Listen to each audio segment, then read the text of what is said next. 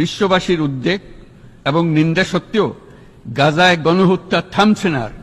ফিলিস্তিনের মতো বিদ্যমান বাস্তবতা কেবল আরব কিংবা মুসলমানদের জন্যই উদ্বেগজনক নয়, বরং তা সমগ্র মানব জাতির জন্যই উদ্বেগের বিষয়।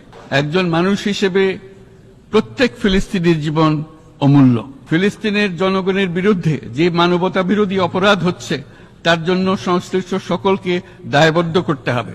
ফিলিস্তিনের জনগণের উপর চলমান নৃশংসতা, বিশেষত নারী এবং শিশুদের সাথে প্রতিনিয়ত যে নিষ্ঠুরতা বিশ্ব দেখাচ্ছে, তা থেকে নিস্তারের জন্য বাংলাদেশ অনতিবিলম্বে সম্পূর্ণ যুদ্ধবিরতির আহ্বান জানাচ্ছে।